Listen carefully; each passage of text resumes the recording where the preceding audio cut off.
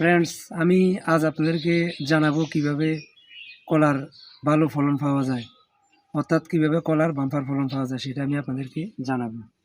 প্রথমে আমাদেরকে জমি নির্বাচন করতে হবে, আর জমি নির্বাচন করার সময় দোআঁশ মাটি বেছে নিতে হবে, কারণ অতিরিক্ত এঁটেল মাটি এবং বেলে মাটিতে ফলন ভালো হয় না।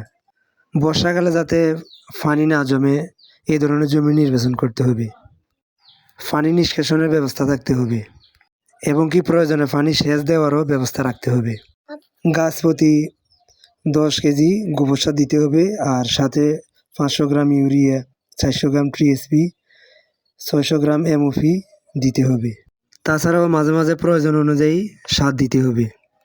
চরম বর্ষাকালে গাছ লাগানো যাবে না এবং গাছের নিচে যে চারাগুলো থাকে ওইগুলোকে কেটে দিতে হবে, এতে প্রধান গাছ পুষ্টি পাবে।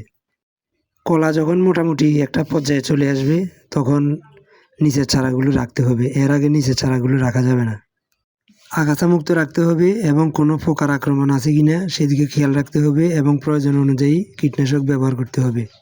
যদি কোনো কারণে গাছ হেলে যায় তাহলে খুঁটির ব্যবস্থা করতে হবে, আর তা না হলে অনেক সময় দেখা যায় পরিপক্ক হওয়ার আগে কলাগুলো পচে যায় বা অনেক সময় হলুদ হয়ে যায়, বা অনেক সময় দেখা যায় গাছসহ পচে পড়ে যাওয়ার সম্ভাবনা থাকে।